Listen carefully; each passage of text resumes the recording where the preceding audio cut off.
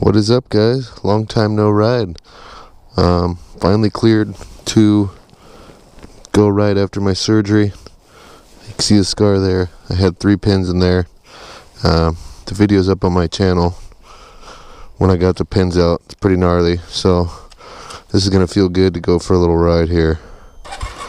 I still don't have much strength, so I'm not gonna be able to do any wheelies or anything, but I just wanted to get out, twist the throttle, hear this baby roar, and oh man, it's been a long time coming, folks. I'll tell you what, there's nothing worse than loving riding motorcycles and not being able to for 2 months, but at least it was during the crappier time of the season.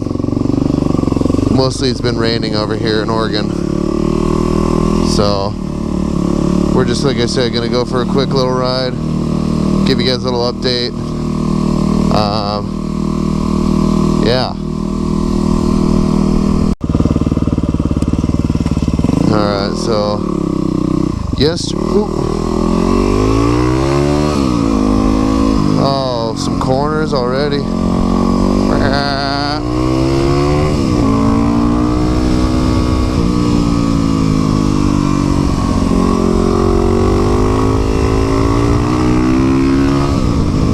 Buttery around those corners. Oh, it feels so good to be back on the old Supermoto. I was long overdue to ride this thing. It got to be like depressing just looking at it all the time, knowing that I couldn't just rip and grip my throttle. Couldn't even grip anything, actually.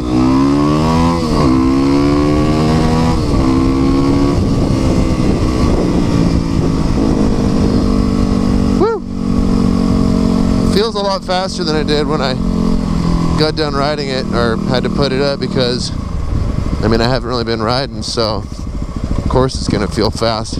All I've been able to do is walk and drive. Got some more bikers back there. So I also got a new microphone. That's kind of the reason for my ride right now. I just wanted to test its sound, see how it is. It's a lavalier, like supposed to be a noise wind reduction microphone, so like I said, I'm just going to be testing that today. Finally get some decent weather. It's going to be back to raining tomorrow, so that's crappy, but I'm going to go to this place and show you guys where this guy wrecked yesterday. He was on a motorcycle and he was doing like 120, so we'll go and get to that, and I'll tell you a little bit more about that.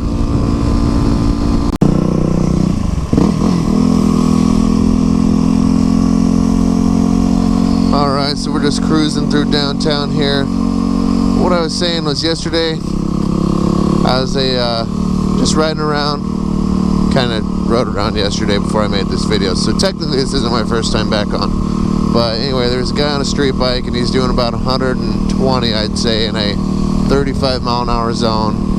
I pursue him, see what's going on. You know, I don't even know who the rider is, but I figured I'd just try and catch up to him and see what the heck the hurry was about, or you know, see if he's just getting on it for a quick second. But either way, I was kind of going to yell at him, hey, you're going way too fast here in this 35, man. And also, if I would have pulled out probably another, oh shoot, freaking cars, man, trying to cut me off right here. It's like so many things have been happening since I haven't been GoProing, and so I just told myself that I'm just going to GoPro all the time now, because people suck at driving and I want to get it on video and talk crap about them on YouTube. So anyway, that driver sucks.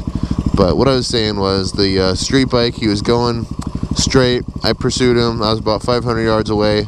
Then I realized that there's sirens, and the reason he's going so fast because he was in a high speed pursuit. Turned out that he ended up laying his bike over on the sidewalk. Looked like he had went to go turn left on a red, and a car kind of cut him off, and he swerved, and I seen his bike go flying, and the cop pulled up right behind him. The guy gets off his bike, darts it up into the bushes. Meanwhile, I'm like first on the scene with the cop, trying to look for the guy, but also realized, you know, I didn't want to rat out another motorcyclist. Like, shoot, what if that was me, you know? And some other biker came and found me. I'd be pissed. But not to say that he was in the wrong and that I condone that kind of behavior, but you know, anyways. So that was my crazy story. Unfortunately, I don't really have much video other than a Snapchat that I took of the amount of cops that were there and the bike laid over, so I'll see if I can't grab those off my phone and get a little clip. But yeah, it feels good just to be back out cruising and on the streets on my bike. I mean, it's been a long time. Like I said, 2 months from that metacarpal hand fracture that I had. But give me another, 2-3 weeks, maybe a month. I'll be back to doing wheelies and being able to strengthen my hand a lot more. I can still only make about a 92% fist, maybe more. I don't know. It's getting better day by day though with my at-home physical therapy that my therapist sent me home with. So I appreciate you guys that have been plugging along and sticking with the channel. Although I haven't really been doing many videos lately. I just don't really know what to do because I mainly focus on the riding aspect, and when I go fly my drone, I do it for mostly fun, and I edit videos real quick on my phone for Instagram and stuff, but typically I don't make long drawn out videos on the Mavic because there's a ton of gurus out there that do all that sorts of crap and they're really good at it. So I just stick to what I know, and that's bropping. Oh yeah, she sounds so good. Oh man, just sitting at a red light. She needs to go. I need to grab some gears. Except for, oh shoot, mischief. What a noob.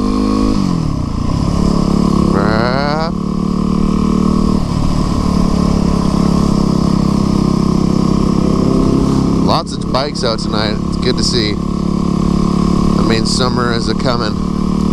See if I can go down here and get on it. Go through the gears before he goes.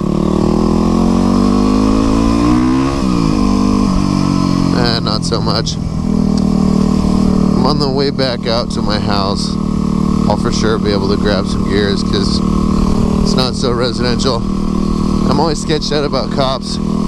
I got a speeding ticket one time for doing or not a speeding ticket, a careless riding ticket or driving, whatever you want to call it. A freaking motorcycle cop pulled me over doing a wheelie pretty close to around here, actually. I just thought he was a fellow rider who would, appreciate a good solid wheelie, but oh yeah, she sounds good. Oh man.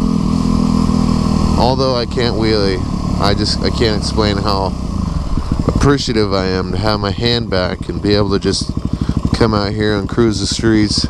It's a nice, fairly warm night. It's not super warm by any means, but get a jacket or two on and you're all good. See if I can turn my light bar on here. Oh yeah, she's nice and bright.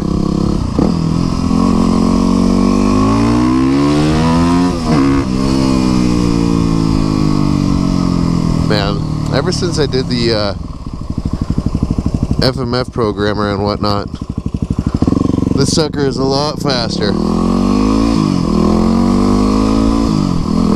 I just had a deja vu. I just had deja vu that I said what I just said, but there was actually a cop behind me, and I had to explain myself why I was going so fast right there, and why my bike's so loud. No cops. One just pops out of nowhere. I don't really know what the regulations are here for how loud your bike can be, or I don't even know if this light bar is legal, but I do know that it's bright, and a lot of people say it looks stock, so I just turn it on at night, and I've honestly never even got any flashes from people, telling me that it's too bright or anything like that, so I think we're good. I've got it mostly pointed at the ground too, but seriously, look at the difference that it makes. I mean, this is a pretty willow area still, and there's still, sunset going on, but I flip this bad boy on, and it's not much, but when it's pitch black out, it illuminates these trees, the sidewalk and stuff, and I'll be able to see animal eyes, that are potentially going to be ready to jump out in front of me. So it's a huge asset for a motorcycle rider that has a weak headlight.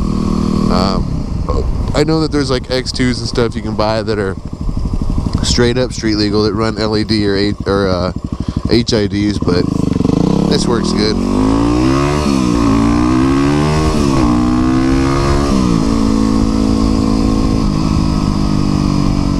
Just like that, we get into fourth gear.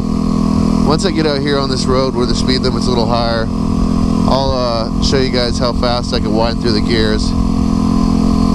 I haven't really done many videos like that because I usually mostly just focus on wheelies.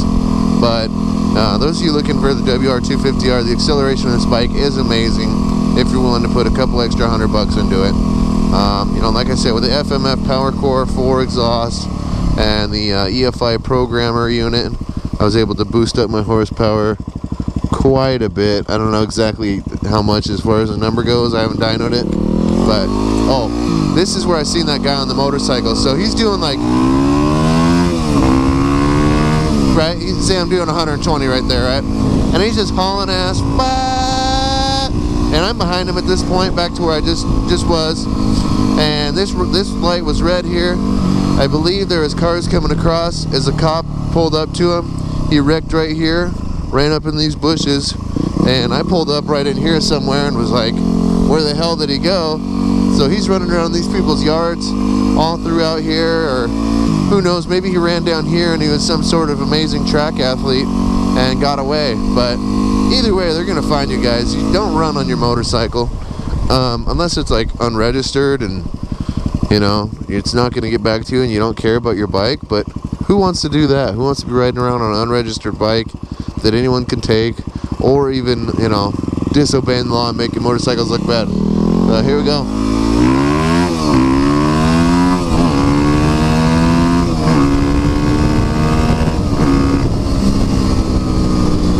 So that's just a quick 1 through 5. Still got that extra 6 gear. Man, that throttle's kind of sticky. That's sketchy. I have to fix that. But amazing bike, this WR250R, even stock. I mean, I fell in love with the bike. I got it for like $2,800, which was a steal. I mean, they blue book for like $3,600 right now for the 09 when excellent condition. But yeah, this is the 09 with pretty much every single accessory you can get on it. Got the supermoto conversion kit that I run on and off. You know, different radiator hoses, temperature gauge, skid plate, light bar. I've got a LED accented frame lights that I can turn on, but they're blue and they're